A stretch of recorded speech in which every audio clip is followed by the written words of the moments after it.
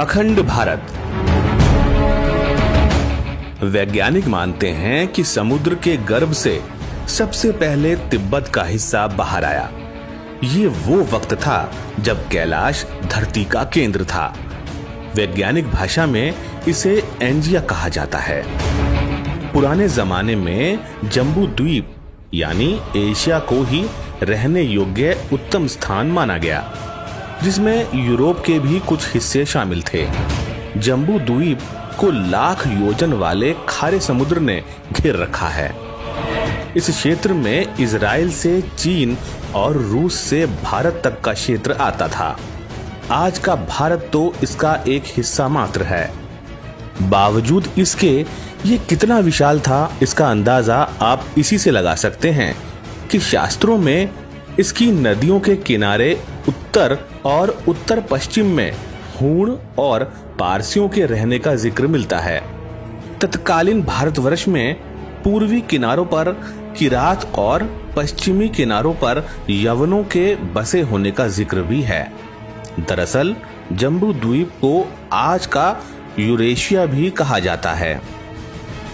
इसी में आज का भारत है, जो कि कभी उसी वृहद आर्यव्रत का हिस्सा था। अगर आप इस अखंड भारतवर्ष की सीमाओं को समझने की कोशिश करेंगे तो पाएंगे कि Iran, Afghanistan, Pakistan, Nepal, Tibet, Bhutan, Myanmar, Sri Lanka, Maldives, Thailand, Malaysia, Indonesia, Cambodia और वियतनाम से लेकर लाओस तक की सीमाओं को ये अपने आगोश में सिमेटे हुए था। कहते हैं कि महाभारत काल में सत्ता के मजबूत केंद्र ध्वस्त हो गए।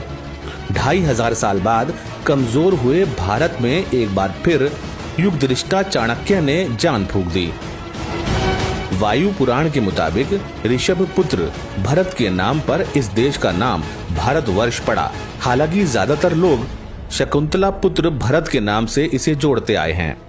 माना जाता है कि प्राचीन काल में जम्बू द्वीप ही एकमात्र ऐसा क्षेत्र था जो सबसे ज्यादा रहने योग्य था।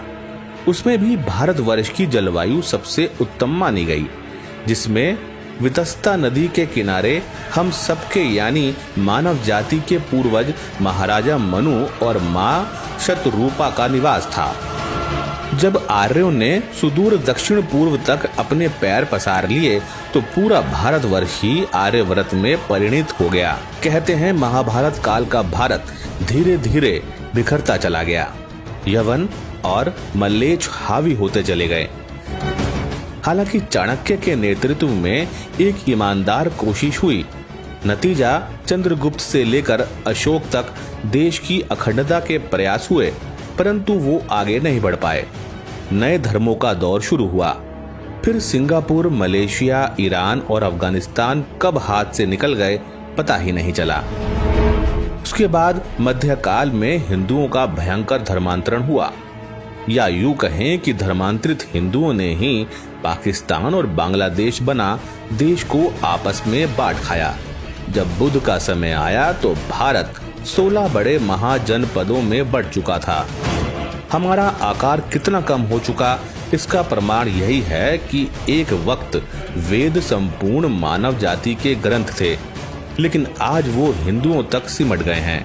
यहूदी हों या ईसाई या फिर मुस्लिम, सब वेदों से तो विमुख हो गए, लेकिन मत्स्य पुराण में वर्णित जल प्रलय की उस कहानी से अपना पिंड नहीं छुड़ा पाए, जो मनु की नाव को लेकर आगे बढ़ी थी। बेहतर होगा एक बार फिर से इस धरा के लोग अगर अपने अतीत की जड़ों की ओर झांकने की कोशिश करें तो खंडता को अखंडता की ओर ले जाने में आसानी होगी।